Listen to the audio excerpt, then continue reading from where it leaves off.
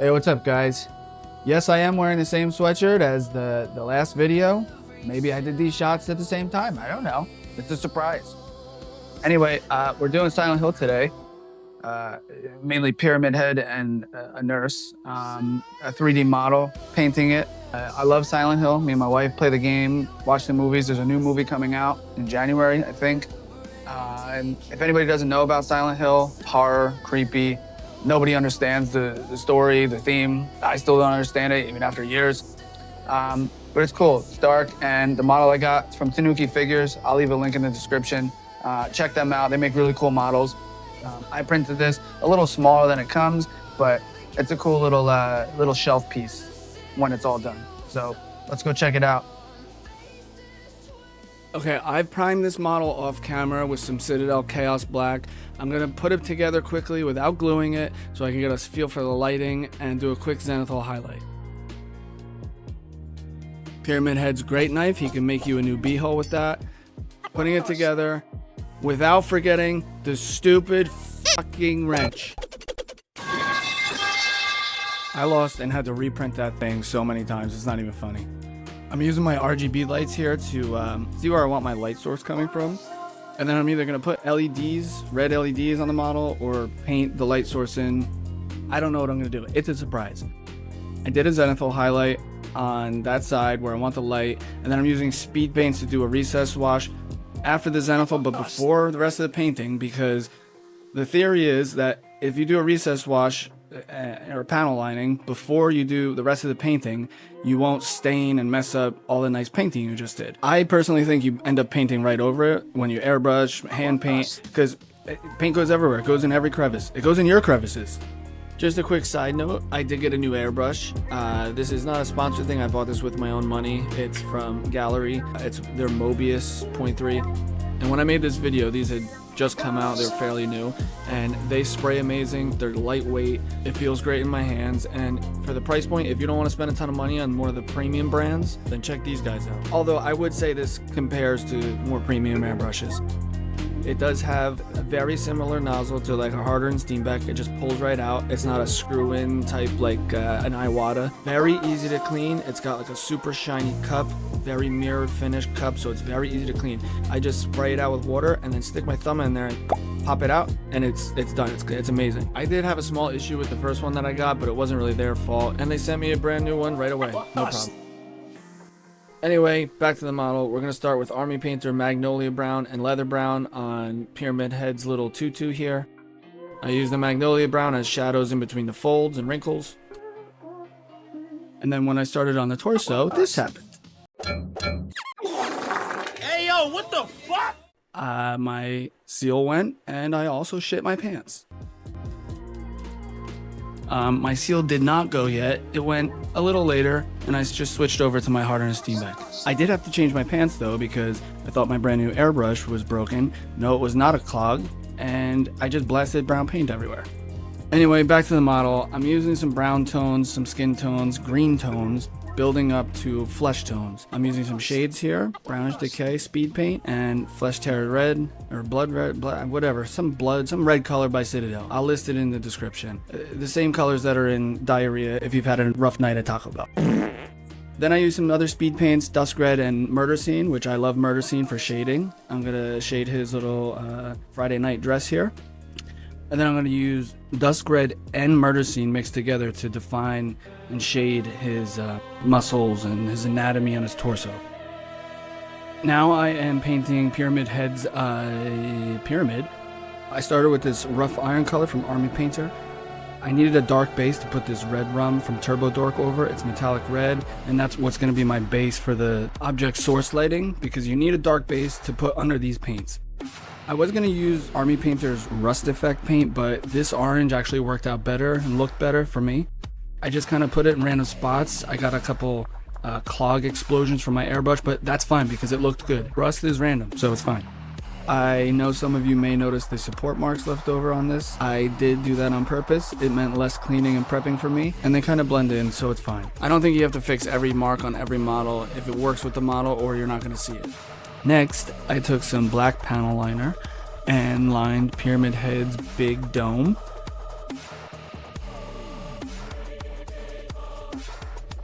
And then I took some Citadel Nolan oil and did some light shading. And then we're done for now with the big metal helmet. This side anyway. We're going to flip it over to the side. Nobody knows what's inside the underside of the helmet. It could be his beehole for all I know. I used Burn Flesh from Vallejo, Lava Orange from Army Painter, and then later I used Sunset Red and Medium Flesh Tone from Vallejo, which helped it look like some kind of gross innard. Then I went back with Liquitex Orange ink because the Liquitex inks leave a glossy or semi-gloss finish, but I didn't do that till later. Right now I'm just layering the colors out.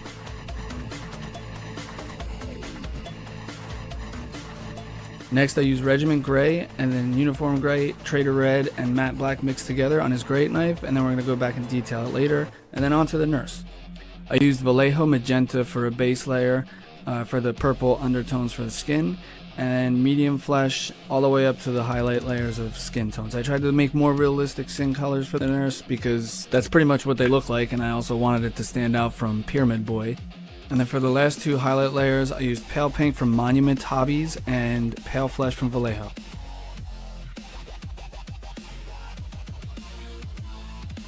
Next, I'm going to airbrush shadows on the nurse with some Peachy Flesh, Dusk Red, and my favorite, Murder Scene. I used all three on the bubs. And then I used the same colors on the tops and bottoms of the legs. And then I also used the same colors, mostly Murder Scene, for bruising, make it look like there's blood under the skin still. And then I went back with Pale Pink for a final highlight layer on the skin. After that, I'm going to go to the uniform for the nurse. I'm going to start with Desert Yellow, which is actually kind of greenish. And being green is complementary to red on the color wheel. And I'm going to end up with a pink layer as my final layer on the uniform for the nurse. It works out. I don't know, it's science, that's how it works. I use the greenish yellow as shadows under the pink, and as long as you're careful with the pinks and light white colors and do thin layers, it will work out. Follow the science, Fauci 2020. I'm using my new smaller wet palette that I got as another artistic impulse buy, because as artists we are always looking for new paints, products that we don't need but think we need. I painted on some veins on the nurse's skin. I took a chance here.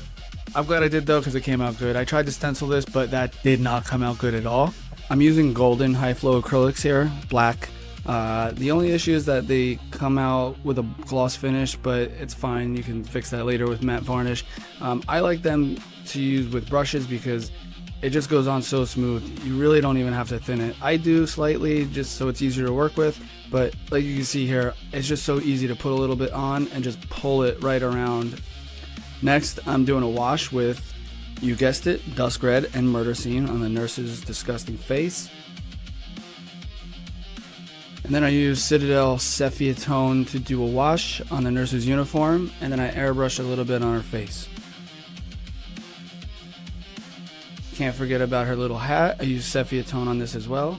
And then I use some Vallejo Medium Flesh to do some highlights on her face. Totally ignore what happened to the veins and cracks on the nurse. Don't ask me what happened. I don't know. Mistakes were made. It's okay. Everything is fine. And we'll fix it later. For now, I'm going to use some dark magenta from Monument Hobbies. Do some bruising, some blood on the nurse's face before I put her hat on. And then I use some Pale Flesh from Vallejo to do the final highlight on her face. Some edge highlighting, anywhere the light's going to catch. And then I went back to mummy robes and finished up the nurse's gloves with a thin layer. I was trying to get skin tones to show under this, which I did, but it's hard to see it on the camera. And then finally, I took a mixture of the average skin tone of the nurse's model to both hide some of the cracks I wanted to erase and also bury the veins so it looks like they're under the skin.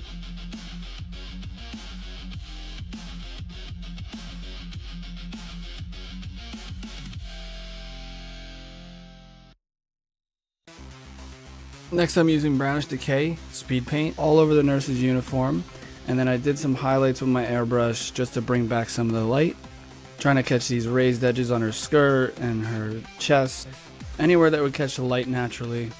And then I used Nolan oil to do some shadows. Behind her, she's laying on the ground, dirty it up a little bit. And then I used this Rotten Flesh Express Color from Vallejo and this Vomit Effect paint from Army Painter.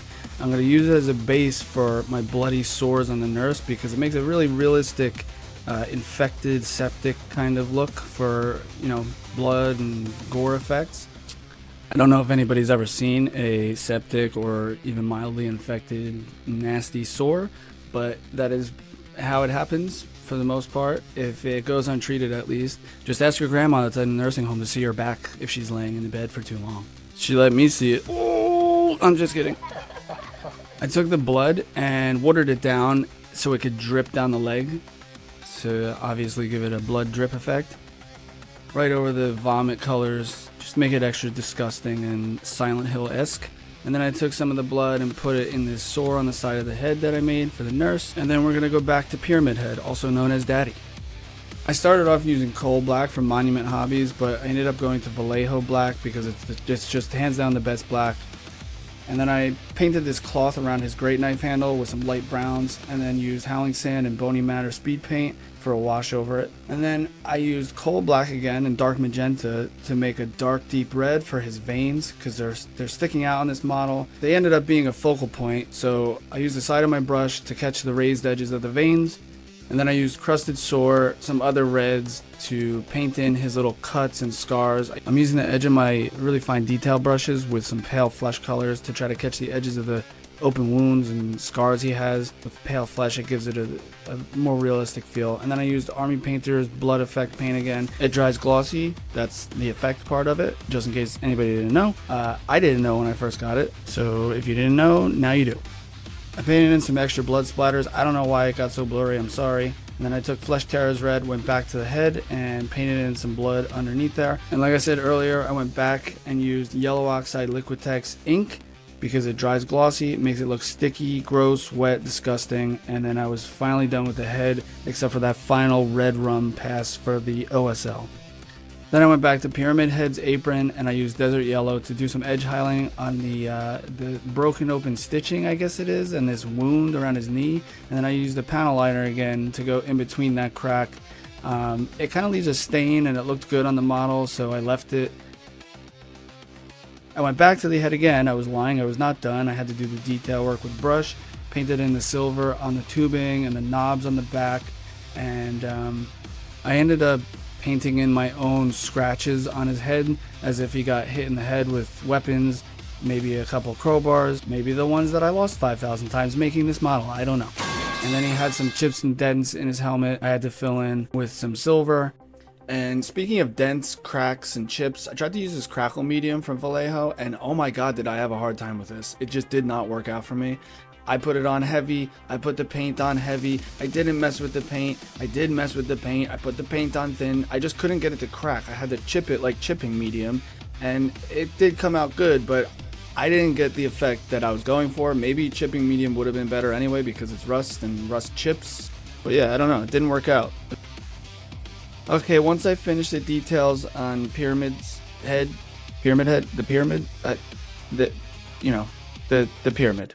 The boy.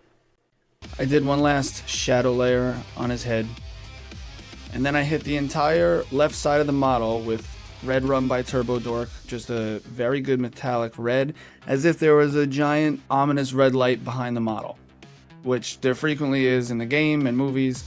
I even put it on the nurse, even though this stuff's supposed to go over dark or black paint. But even though I knew that it wasn't going to show up red on the nurse, I knew it would still give a little bit of a metallic sheen. And then I finally found, for the last time, and painted my nemesis, the wrench. I put silver and rust and got it out of my face. Then I took a heaping spoonful of the Blood Effect paint on an old crappy brush, turned my airbrush pressure up really high, and blew air at my brush to make blood splatters. It's a very simple way to get a very cool effect. You can do this with any color. Just remember, the thicker the paint, the bigger the splatters, the thinner the paint. It's gonna go everywhere and run. Okay, we're done with the figures now. We're gonna do the base. I painted the red metallic paint through the grate as if the light was coming up from it from beneath the figures. I then used some rust and oily washes and then some grays to paint the flooring, the diamond plated flooring.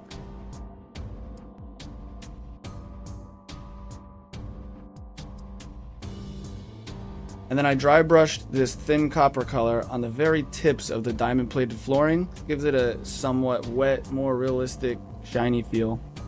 And lastly, I grabbed that rough iron color, which I'm really growing to love, and I just airbrushed a little bit of it on the outside of the base.